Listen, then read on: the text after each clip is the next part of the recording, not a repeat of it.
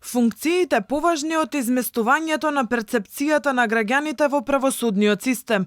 Ниту председателката на Врховниот суд Беса Адеми, ниту членот во судскиот совет Фиданка Рајавска не се повлекуваат од новата функција во управниот одбор на Академијата за суди и јавни обвинители. Адеми потврдува дека нејзината снаа за син е ученик во Академијата со која таа ќе управува, но не гледа на тоа како конфликт на интереси. Со оглед дека мандатот трае 2 години, Адеми тврди дека нема да биде на функцијата кога снаата ќе треба да полага испити и ќе финишира со школувањето.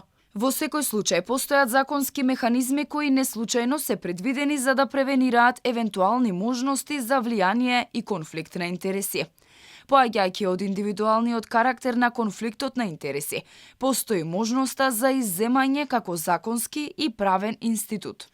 Тоа е една од причините зошто секој член на управниот одбор има свој заменик, како што говори и претходната практика во Академијата. Доколку за некое прашање членот биде доведен во таква ситуација, тој ќе се повлече и неговиот заменик ќе расправа и ќе одлучува. Адеми дојде на функцијата откако новиот шеф на организиран ислам Абази се повлече од управниот одбор во Академијата, бидејќи неговата сопруга треба да полага завршен испит до крајот на годината и да стане судија или обвинител. Првично заедно со Абази за член во одборот беше избрана и Фиданка Рајевска, која е член во Советот на јавни обвинители и функцијата обвинител и е во мирување. Член во управниот одбор на Академијата треба да биде од редот на обвинителите, па ако на овој начин се толкува законот, Рајевска нема можност да ја добие новата функција.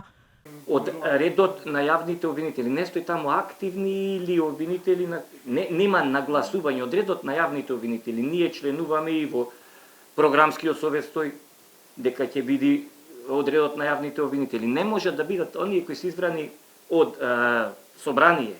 Значи ние така го толкувате законот? Не јас да го толкувам, така и сите останати го толкуваат делот на законот дека од редот на јавните обвинители. Дали јас се согласувам или не, тоа е мое лично мислење.